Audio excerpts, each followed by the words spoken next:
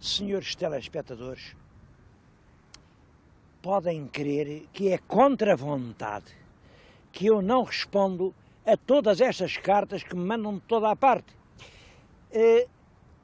Há agora uma carta que veio aqui de perto, recebi uma carta de uma senhora de Loures, que me diz: então, mas o senhor anda lá, Alto Minho, Trás-os-Montes, ou vai lá para o Algarve, o senhor acha que aqui, nesta redondela de Lisboa, não há coisas para falar? O senhor nunca veio a Loures? Ou o senhor tem medo que lhe chamem saloio? Não tenho medo nenhum e quero aproveitar este programa para falar da capital saloia, uma cidade chamada Loures. Quero-lhes dizer que as palavras têm muita força. Há palavras que se enobrecem com o tempo, há palavras que se vão sorrendo e esta palavra saloio foi uma palavra que não teve um destino feliz. Saloio queria dizer o habitante da zona que envolve a cidade, portanto, o rústico que trabalha ao campo e produz o pão que a cidade come. De saloio deu sarulho ainda na cultura moçárabe, daí sarói e saloio.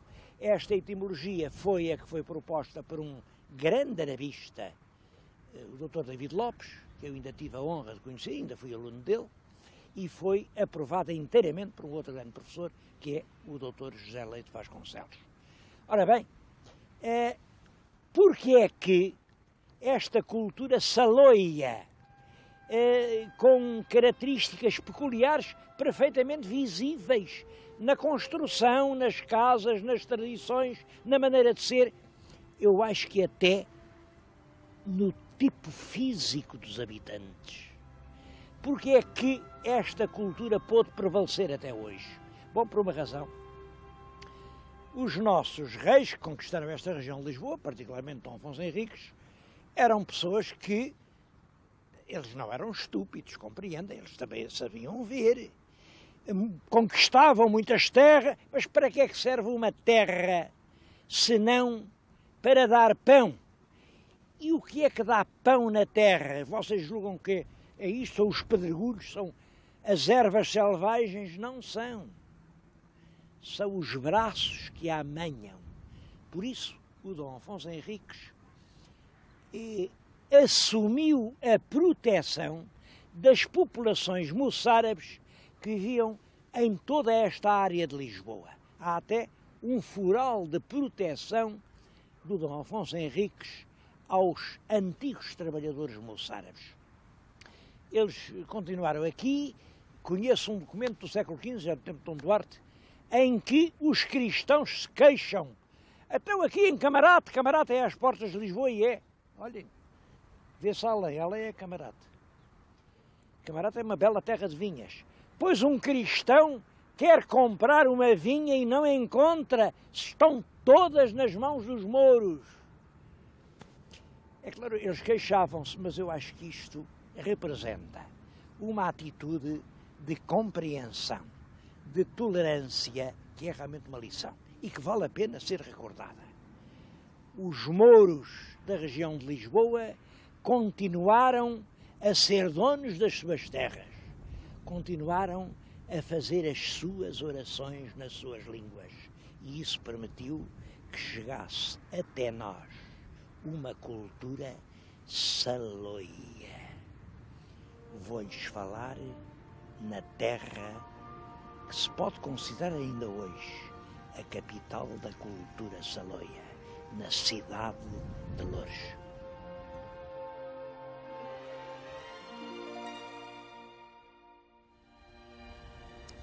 A cidade de Loures assume essa representatividade da cultura saloia.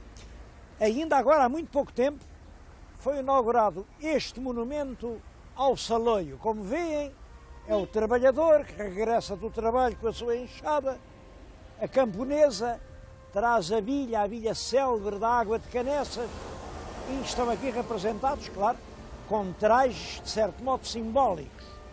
Hoje continua a haver trabalhadores que se não vestem assim, mas trabalham na mesma. 40% dos mercados de Lisboa são abastecidos com os produtos aqui destas terras salóias.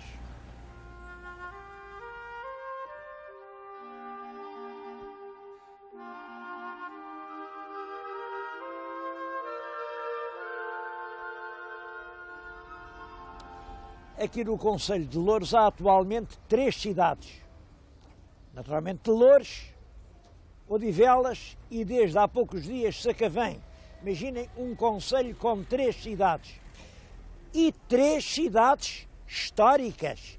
3 cidades onde aconteceram muitas coisas importantes. Tantas que eu tenho que me limitar a uma que aqui em Loures é que consideram mais importante, e eu acho que realmente tem alguma importância, é esta. Aqui, o 5 de outubro, não é 5, é 4. Até já houve cá um jornal republicano, chamado 5 de outubro, o 5 passou a 4 de outubro. Está na nossa frente aqui, exatamente esta estátua, é a estátua do 4 de outubro. Bom, porquê 4 em vez de 5? Toda a gente sabe. A Revolução Republicana triunfou em Portugal em 5 de outubro e a República é proclamada em Lisboa em 5 de outubro de 1910. Mas em Loures não foi 5, foi 4. Foi um dia mais cedo. Porquê? Bom, a explicação é óbvia. É que a revolta estala em Lisboa na noite de 3 para 4, em Lisboa há resistência militar e, portanto, o triunfo definitivo só se dá a 5, aqui não houve resistência e, portanto, foi realmente a 4. Mas a verdade é que os habitantes de Loures, todos, fazem uma grande questão neste rigor cronológico. Aqui a República não é 5, é 4, e fazem bem, porque realmente esta coisa de um dia ou de outro é importante. Devo dizer, por exemplo, que havia poucos republicanos em 5 de outubro e já havia muitos no dia 6. Então no dia 4 não havia quase nenhum. Há sempre assim uns aderentes da última hora. Este monumento que está na nossa frente é curioso porque o meu telespectador está a vê-lo e provavelmente não gosta. Sabem que nisto de escultura gostos não se discutem e naturalmente as formas mais ousadas, mais temerárias dos nossos artistas plásticos vão chocar um bocadinho com a sensibilidade popular, que é sempre castiça e conservadora. As pessoas gostam muito de ver as coisas, enfim, como parece que são. E esta estátua é ousada. O que o escultor quis ali representar é aquilo a que eu chamaria os olhos fitos. Aquela é a estátua dos olhos fitos. Os olhos fitos porquê? Bom, porque no próprio dia 4 de outubro, a comissão que tinha organizado aqui o movimento republicano reúne-se e elabora uma ata cujas palavras estão manuscritas e dizem exatamente isto: com os olhos da alma fitos na redenção desta querida pátria. É engraçado isto porque realmente a ideia da proclamação da República em Portugal é exatamente esta. A República vai servir para redimir a pátria. A República aparece como uma maré alta, como uma grande chama de patriotismo. Aliás, esse vai ser um dos pontos frágeis do ideal republicano em Portugal, porque a grande maré patriótica estava a chegar ao fim. Como sabem hoje, tempo da Europa, fusão das pátrias, onde é que vai o patriotismo? Bom, se bem que eu penso que ainda a melhor maneira de ser europeu é ser português. A Europa continua a ser este retalho de países diferentes, de almas diferentes, culturas, terras, línguas, maneiras de ser, porque a diferença é a própria alma da Europa. Portanto, para mim, mas isto é uma maneira minha de pensar, a minha melhor maneira de ser europeu é ser o mais possível português. Seja como for, claro, com o dialbar da era da Europa, os patriotismos ardentes arrefeceram. E, na verdade, o espírito republicano de 1910 tinha duas características fortes. De um lado, era jacobino, do outro lado, era patriótico.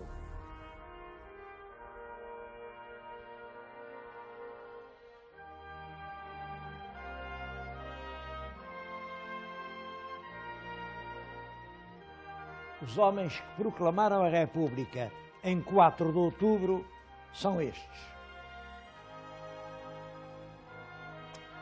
A fotografia é interessante porque revela o extrato social dessa camada de entusiastas da República. Sabemos as profissões. Este era o encarregado das obras da Câmara, era, portanto, um capataz. Este era escrivão da Fazenda, mas é claro, depois promoveu-se, passou a solicitador, fez negócios, vendeu terrenos e acabou rico. Este era um belo comerciante, estabelecido com padaria. Este, também um comerciante, tinha uma ourivesaria. Este é o Ascenso, um outro comerciante. Este homem presidia a Junta Revolucionária. Há razões que levam a pensar que tinha ligações com a Carbonária. Também há razões que fazem pensar foi ele quem redigiu aquele texto de olhos fitos na pátria, porque a caligrafia é dele. Reparem que é realmente um sonhador. Bom, e foi o único que morreu pobre. E este último era também um comerciante, à data era o regedor. Reparem, realmente, uma figura imponente. Duas notas curiosas. Escolheram todos ficar enterrados na mesma campa, unidos na vida e da morte. Além deles, nessa campa, está uma mulher. Uma mulher que neste mesmo dia cozeu apressadamente 2 pedaços de flanela e hasteou aqui pela primeira vez o que ficou a ser a bandeira nacional.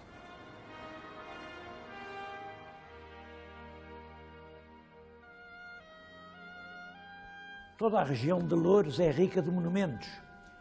Monumentos desde o Paleolítico, porque, é claro, isto era percorrido de rios, em fácil ligação com o mar, e teve uma ocupação humana desde muito cedo, e que nunca terminou. Há coisas romanas, há coisas da época medieval, e um dos mais impressionantes monumentos da região é este mosteiro de Odivelas. Já viram que lhes estou a falar à beira de um túmulo. Quem aqui jaz é uma pessoa real. Ele cinge na fronte a coroa real de Portugal. É uma surpresa para quem vem a Loures. Aqui bem perto jaz El Rei Dom Dinis. Dom Dinis, como sabem, o trovador, o que esteve casado com a Rainha Santa. Por sinal que a gente pergunta, então se a Rainha Santa está em Coimbra, porque é que ele escolheu antes Odivelas aqui ao pé de Loures? Sei lá, se calhar porque gostava muito de Loures, ou talvez houvesse outras razões. De qualquer maneira, Esta igreja foi em grande parte destruída pelo terremoto, mas esta capela funerária manteve-se. Hoje, o velho Mosteiro de Odivelas é um estabelecimento de ensino, é o Instituto de Odivelas. E é um estabelecimento que merece uma referência especial. É, desde há muito tempo, o estabelecimento de ensino português com um mais alto rendimento de ensino. Rendimento de ensino quer dizer o seguinte: proporção entre os alunos que entram no primeiro ano e os que saem, terminado o curso com os anos certos, no fim. Quer dizer, imaginem um curso de 7 anos, entram 20, quantos saem? Se saírem 20, é um rendimento a 100%. Devo-lhes dizer que o Instituto de Odivelas era, aqui há uns anos, quando eu estudei isso, o único estabelecimento de ensino português com 100% de rendimento escolar. E agora, há menos anos, há pouco tempo, na altura do PGA, o Ministério da Educação mandou estudar os resultados e viu-se que o mais alto nível no PGA era atingido pelas alunas do Instituto de Odivelas. Bom, mas então, será o facto de terem aqui o Dom Dinis? Não, eu não acredito nisso. Isto só quer dizer uma coisa: é um ensino cuidadoso, bem planeado, bem dirigido, bem executado. Poucos alunos em cada turma, excelente material didático, excelente pessoal docente, excelente disciplina interna, e isso dá este resultado. Rendimento, 100%. Eu só tenho uma pergunta para fazer. E porquê é que nos outros estabelecimentos portugueses não se atingem os mesmos resultados?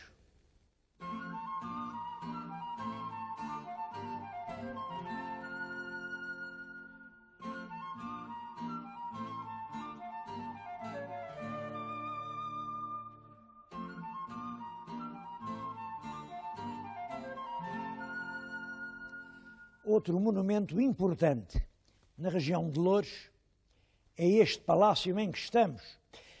Já sabemos que em Portugal os grandes palácios são uma exceção, mesmo palácios reais. Há dias eu mostrei-lhes um belo palácio do lado sul, o Palácio dos Duques de Palmela. Enfim, o palácio de um duque. Ora, este aqui não é nem de duque, nem de marquês, nem de conde ou de visconde, nem sequer de barão.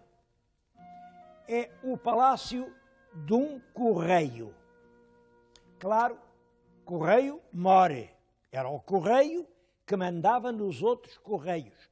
Mas foi assim, e correio é uma palavra que vem de correr. Quando era preciso mandar uma notícia, encarregava-se um mensageiro de ir rapidamente, correndo, até um ponto onde era substituído por outro, e era uma espécie de estafeta, que se fazia naturalmente a cavalo. E isto começou a ser assim relativamente complicado, passou a existir o ofício de correio-more. No século XVII já foi nomeado correio-more um antigo judeu de uma família Gomes de Elvas, coronel, que, é claro que o ofício enriqueceu rapidamente, enriqueceu tão depressa que pôde comprar uma belíssima mata, era uma floresta enorme, que pertencia a Odivelas, e até conseguiu do rei licença para isto, deixar de se chamar Gomes Coronel para se chamar Mata. Porque mata, enfim, mata é uma mata. Ao passo que Gomes Coronel via-se logo que eram cristãos novos, que eram antigos judeus. E lá, durante mais de 200 anos, esta família dos Matas a Mata de Odivelas teve o ofício dos Correios em Portugal. Devo dizer que era uma coisa rendosíssima. Houve um ano, já no século XVIII, em que foi avaliado em 160 mil cruzados, quantia altíssima para o tempo. Apesar disso, o próprio Marquês de Pombal, o que é estranho, manteve o ofício na posse da família. Foi isso que permitiu à família construir este magnífico palácio. É uma das obras-primas da arquitetura civil portuguesa do século XVIII. Isto é feito, uma parte no tempo de D. João V, outra parte no tempo de D. José, portanto Pombal, e há ainda uns acrescentos já do tempo de Dona Maria, e vale bem uma visita.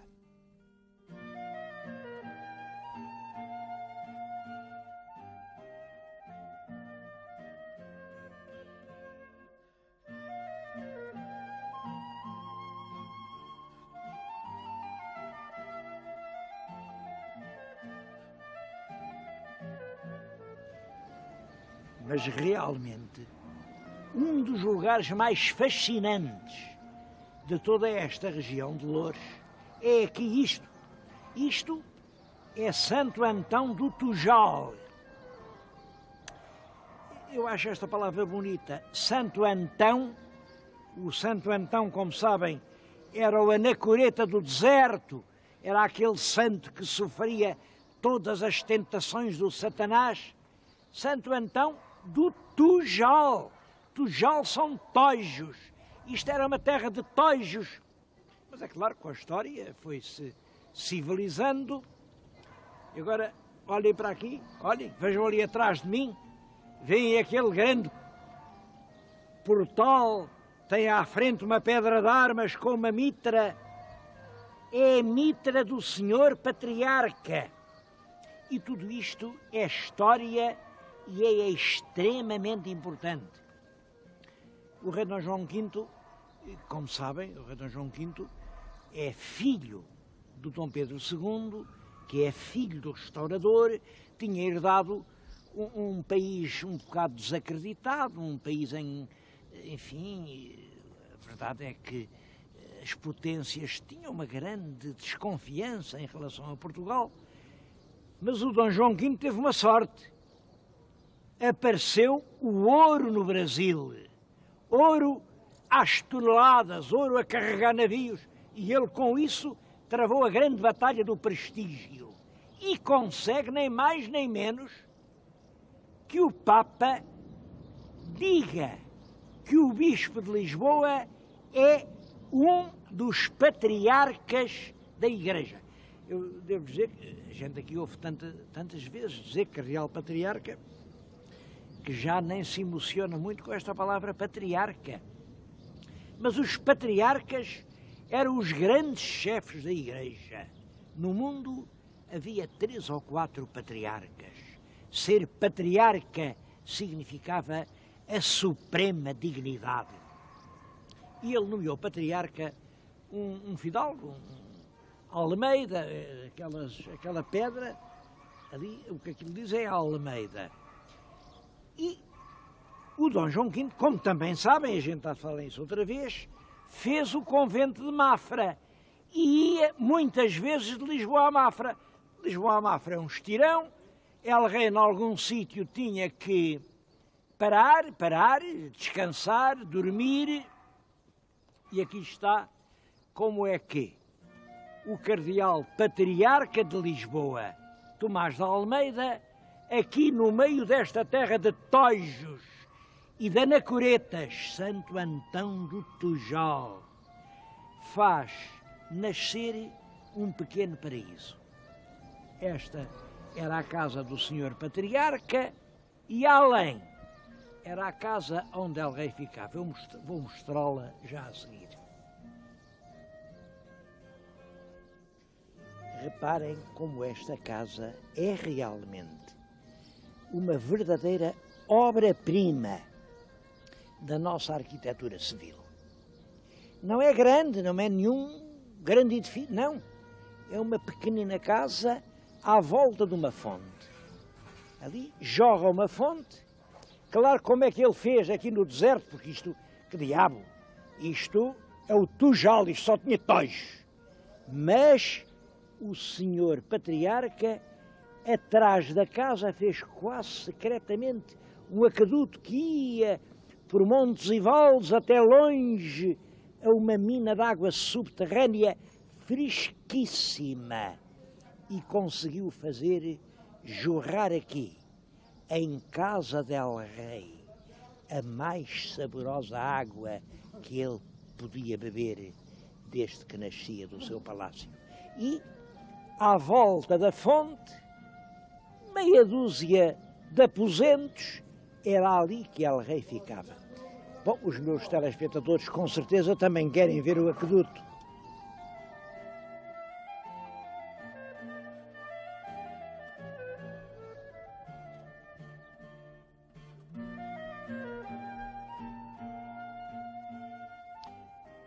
Aqui está o aqueduto, é exatamente como era na primitiva. Ele agora está numa fase de restauro para ligar outra vez a fonte à mina d'água. Em todo caso, é um belo monumento e tem uma curiosidade. É anterior ao próprio aqueduto das Águas Livres de Lisboa. Estas obras aqui começaram em 1728. De qualquer maneira, o patriarca conseguia, quando o rei Dom João V, nas tardes calmosas, a caminho de Mafra, por estas charnecas, aqui se aposentasse, tivesse o encanto de uma água fresca. Na altura de Dom João V, é claro, esses mimos eram só para os reis. Agora podem ser para toda a gente.